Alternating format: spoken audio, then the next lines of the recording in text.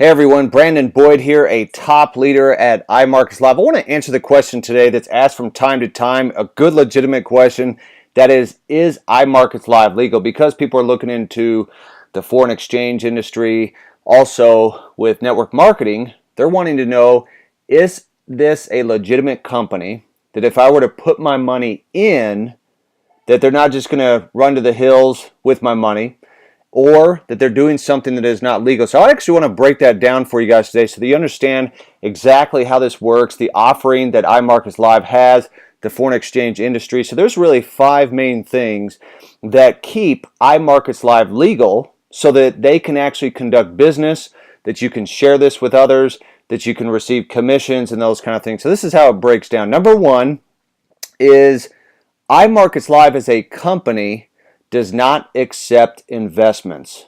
And this is how that works.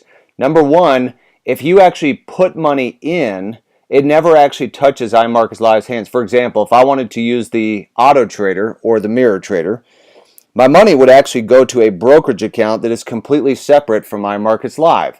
Or if I wanted to do live trades, my money would go to a separate broker. It never goes to iMarketsLive. So the company itself does not actually accept investments. So if someone wanted to say, hey, I want to get onto the auto trader, or I want to use one of your other products like the harmonic scanner or whatever, I want to put in 5 to 10,000. It doesn't work that way because the company doesn't actually take your money. The only thing that the company actually charges for is a subscription fee to access their products and services, such as the auto trader, the daily swing trades, swipe trades, the harmonic scanner, IML Academy, IML TV. Those are products and services that they've created that you can subscribe to. So you can utilize those to make you money in the Forex market. So that's the first thing. The company does not accept investments. So for example, if I wanted to use the auto trader, my money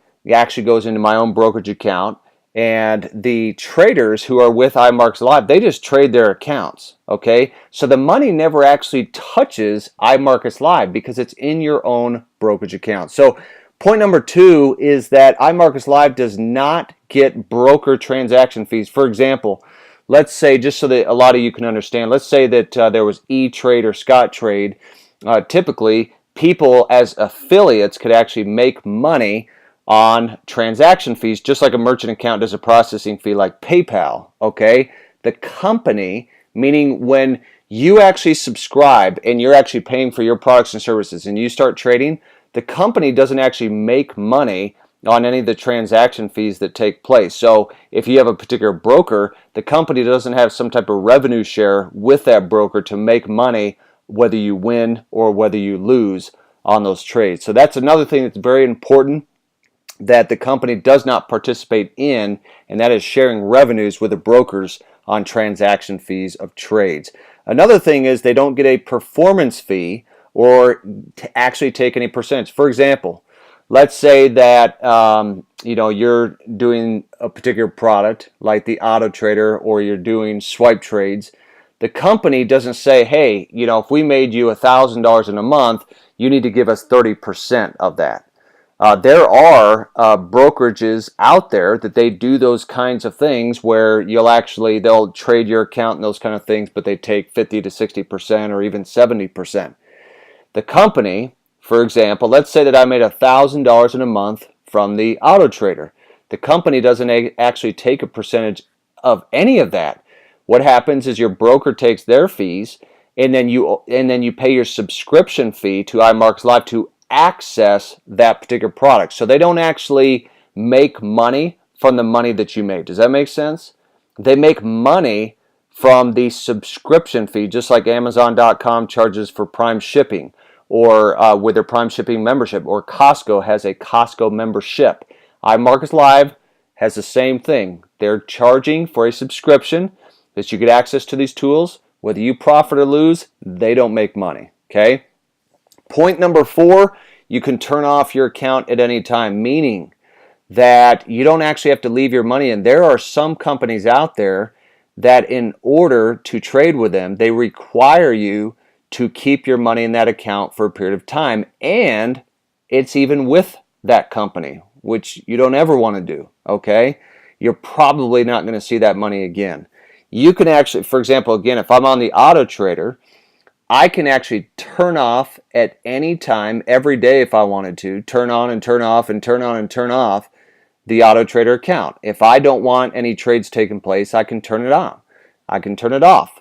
And so again, you are able to direct those accounts. You can deposit and withdraw whenever you want to whatever broker that you're going to use. Okay, so again, iMarketsLive not only does not control your money, they don't control your account, which leads into the fifth point, which is they don't direct any accounts.